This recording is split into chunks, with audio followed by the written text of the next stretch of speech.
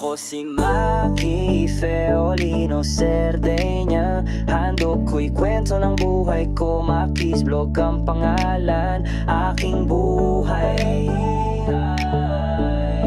inyong masisilayan. Sa aking vlog, karanasan ay aking ibubuniyag. Tagumpay man o pagsubok, lahat ay aking sasalangin. Saya't lungkot, bawat luha. Ngayong araw ay August 24, 2025, araw ng linggo. Wala nga pala kami pasok ngayon kasi day off namin ngayon sa work. Pero hito, alas 6 ng umaga, bumangon na ako. Kasi mag-aayos nga pala ako ng sirang gate namin dito. Sira na kasi yung gate namin. Buti pa yung gate, pag nasira, pwede pang ayusin. Pero yung relasyon namin ni ex, mahirap nang ayusin. Pagbukas ko ng pintuan, nag-aantay na yung mga manok. Sanay kasi sila tuwing umaga, sinasabuyan ko ng pagkain. Kaya kumuha na rin ako ng pagkain para sa manok at ito isasaboy ko sa kanila. Ito ang daily routine ng buhay ko. Tuwing umaga, pagbangon, magpapakain muna ako ng mga alaga kong hayop. Ito, mag-iinit muna ako ng tubig sa heater at nang makapagtimpla na ako ng kape. Magsasaing na rin ako diretsyo ng kanin. Kaya ito, magagatong muna ako ng uling sa kalan. Ganito nga pala ako maggatong sa uling. Nilalagay ko muna yung gas sa abo, saka ko ito sisindihan at ilalagay ko dito sa ilalim. Kahit mag-isa lang ako sa bahay, pero 2 takal ang lulutuin kong bigas. Kasama kasi dyan yung mga alaga kong hayop, saka isang lutuan na rin yan hanggang buong maghapon ko na yan. May baga na nga pala yung uling na ginatungan ko kanina, kaya isasalang ko na itong bigas. Heto, hinuhugasan ko muna siya. Sinusukat ko nga pala sa daliri ko yung level ng tubig kung tama siya bago ko ilagay dito sa kalan. Binunot ko na ang saksak dito sa heater kasi kumulo na yung tubig dito. Kinuha ko na nga pala yung heater at ibubuhos ko na sa aking tinitimplang kape at gatas. Ganito nga pala kalaki ang tasa na aking tinitimplahan ng kape na may halong gatas. Nagduyan muna ako habang nagkakape. Kape at pandesal sana, sapat na pang almusal. Kaso walang pandesal dito, kaya kape lang muna. Ganito na yung nakasanayan kong almusal paggising sa umaga. Kape lang, sapat na. Habang nagkakape ako, may naamoy akong sunog na, kaya dali-dali akong pumunta sa kusina. Yung niluluto ko palang kanin, sunog na pala. Kung titingnan nyo, maitim na ang gilid nitong sinaing ko. Natutong na pala ang gilid nitong sinaing kong bigas. Oras na pala para umpisahan ko na pag-aayos ng gate. Lagaring bakal nga pala ang gamit ko ngayon kasi wala akong lagari sa kahoy. Saka itong kabra at martelyo, wala rin akong measuring tape. Kaya 3 tools lang ang gagamitin ko ngayon sa pagsasaayos ng gate namin dito sa farm. Ito nga pala yung aayusin kong gate. Kung mapapansin nyo, bulok na. Kaya kailangan ng palitan. Itong kabilang gate naman, natanggal na yung kahoy sa baba dahil sa kabulokan niya. Ngayon, umpisahan ko muna baklasin itong kaliwang banda ng pangsara dito sa gate. Heto, daladala ko na yung binaklas kong pangsara sa gate para ayusin ko na dito. Kung titingnan nyo, sirang-sira na talaga ito, kaya i-restore ko muna ito. Heto, inaumpisahan ko nang ayusin to. Simula sa umaga, kape't pandesal. Buhay ay simple, kwento ay mahal.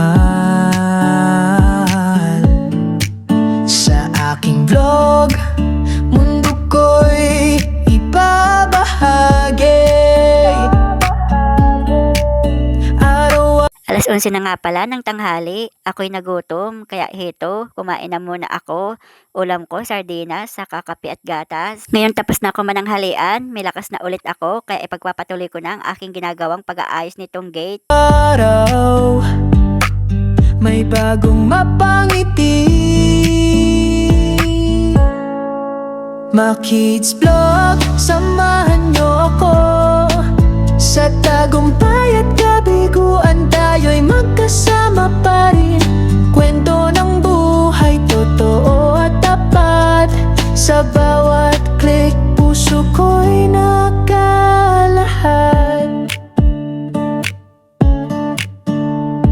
Minsan masaya, minsan may problema, ngunit sa vlog di ako nag-iisa. Mga komento nyo, inspirasyon ko, kaya tuloy lang ang pagbabahagi ko. Maki's Vlog, samahan nyo ako. Sa tagumpay at kabiguan, tayo'y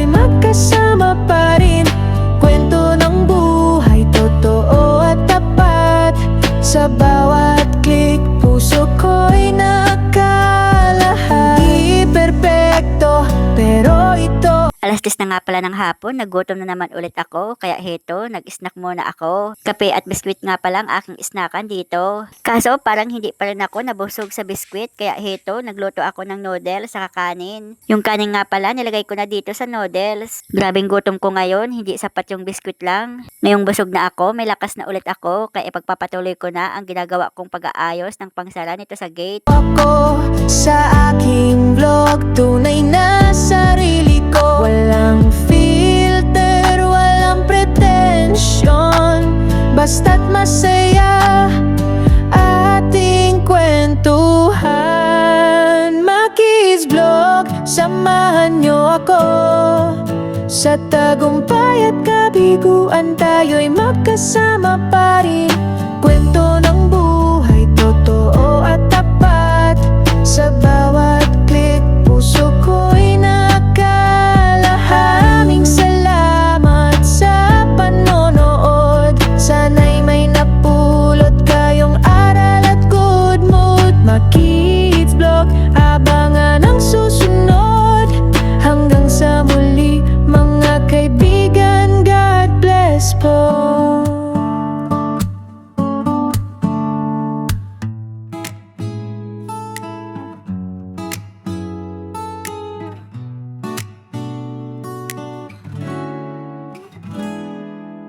Sana'y sa hirap ng buhay, ngiti sa labi, kayamanan.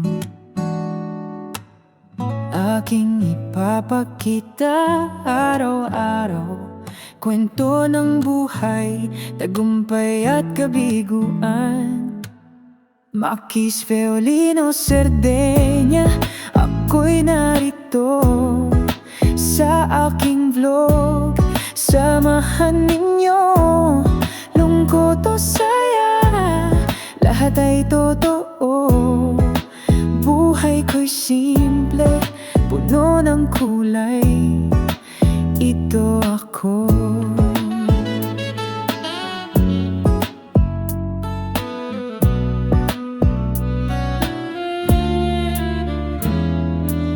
Sa bawat pagsikat ng araw, bagong pag-asa, bagong simula.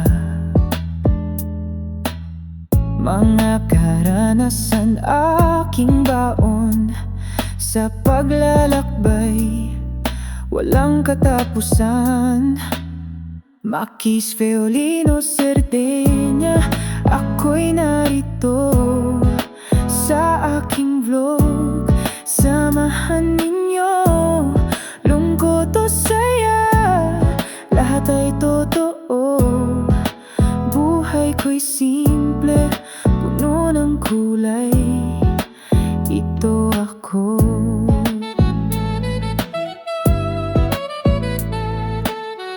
Hindi man perpekto ang buhay, mayroon pa ring dahilan upang sa bawat pagsubok mayroong aral, kaya tayo'y magpasalamat. Makis Feolino Serdenya, ako'y narito sa aking vlog. Samahan ninyo, lungkot o saya, lahat ay totoo. Buhay ko'y simple, puno ng kulay, ito ako. Sa wakas, natapos din. Ito na yung bagong gate. Malayong malayo na siya sa dating itsura niya. Kahit mag-isa lang ako sa bahay, hindi boring ang maghapon ko basta merong ginagawa. Gaya ngayon, hindi ko na malayan. Hapon na pala. Ayan, tapos na siya. Ganda na niyang tignan. Ang oras nga pala ay 5:48 na ng hapon. Tapos na ako sa aking ginagawa. At dito ko na rin tatapusin ang aking vlog. Hanggang sa susunod na mga video. Paalam!